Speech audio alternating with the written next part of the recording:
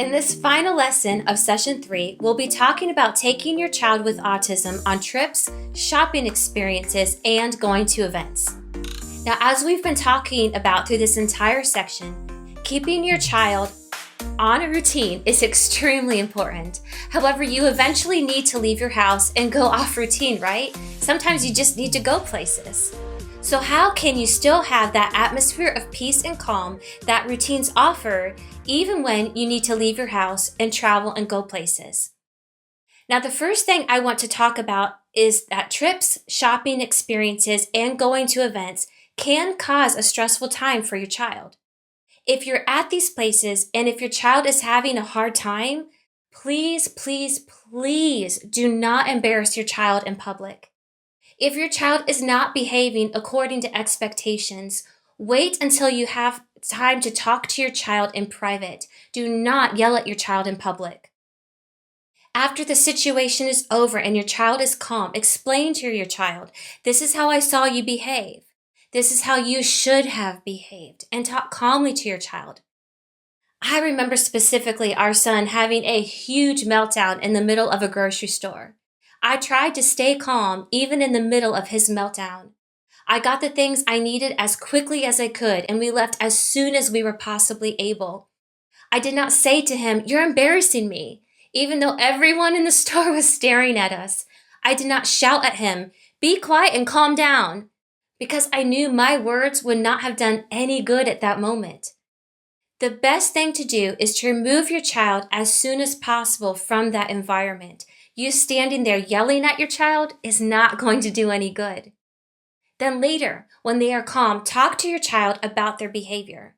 See if you can come up with a solution together of what might work better for you both the next time. However, as I said, please do not embarrass your child in public. Now for restaurants. Our son withdraws completely from smells that cause his senses to be on overload. So sometimes picking a restaurant for our family to eat at can be a little bit tricky. For instance, the smell of coffee and the smell of fish is something that is simply too much for him. Being in a coffee house or eating at a seafood restaurant is not something he can do. This isn't a won't to eat in a place that has too strong of a smell for him. It is a can't. So we avoid going to coffee houses and seafood restaurants when he is with us. We want our time together as a family to be a success.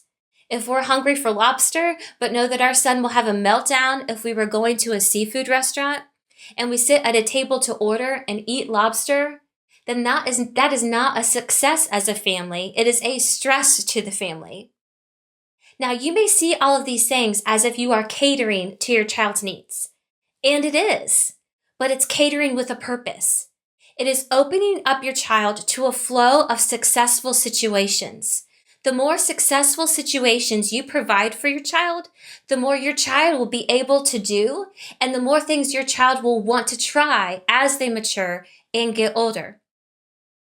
Now, when our son was in the 4th grade, his senses seemed to be on overload all the time.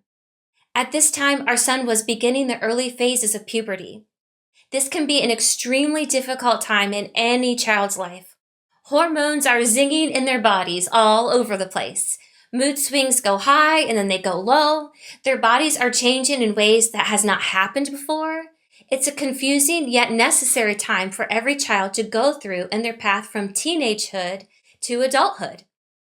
Now, during this time, our son could barely make it through a school day. Since everything was overwhelming him during this time, he did not want to go to school, to hear the noises, to smell the smells, and to sit on hard, uncomfortable desks all day long. We physically had to carry our son into school several days a week. Then when I would pick him up from school, he would scream during the 10-minute drive back home. Once he was home, he would lay on the floor in a ball and sometimes scream for 1 to 2 hours as his body was fighting all of the triggers and all of the sensations that he was going through. This was a very difficult season in our whole entire family's life during this time. It was a horrible time for him, and it was a horrible time for us, and we knew that we needed help. So I got in touch with our doctor, who connected us to a therapist in our town. Our son started to go to physical and occupational therapy after school 2 times a week. This was a game changer for him and for us. During his sessions with his therapist, she taught him about using his flexibility muscles. Flexibility muscles are what you use when a situation is hard and you don't want to do it, but you choose to be flexible about the situation and you do it anyways. Flexibility muscles are what all of us use when we have to stand in a long line to check out at the grocery store. We don't want to stand in the long line, but we choose to be flexible and we do it anyways. And the more we use our flexibility muscles, the more we see that we can do all kinds of things that we didn't think that we could before. Using flexibility muscles leads to successful situations. Now, let me talk for a minute about family vacations. Our family has gone on a family vacation to a different state every year since our oldest son with autism was 2 years old. So vacations and trips are something that can be successfully done. For every year, our family does a summer vacation near Orlando, Florida. We had a few unsuccessful vacations with our son that we used as learning experiences. And after we learned, we had a lot more successful vacations and we had a lot more fun as well. One thing we learned about our family is that to have a successful vacation, that we need to not overschedule our trip.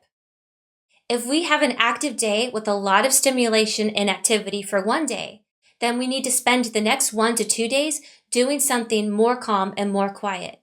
We also learned that our son needs his own space, even while he's on vacation. So our family of 5 staying in one hotel room or a small suite, that does not work for our family. Our family always rents a house, usually through something like Airbnb, something that's affordable.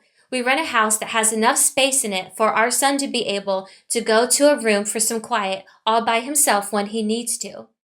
Now this thing leads to a successful vacation for our entire family. We also like to go to places like Disney World or other places that cater to families that have a child with autism. At Disney and other places, you can get a disability pass for your entire family that accommodates your family's unique needs. With a disability pass at Disney, you're able to get a fast pass for every ride in the park so that your family never has to wait in line. Trust me, this is awesome, and it helps everyone to have the magical day that Disney promises. So for our family, when we go on vacations, number 1, we do not overschedule our vacations. We allow for a lot of downtime. We rent a house that has enough space for quiet space. And we do activities that will not cause stress or meltdowns.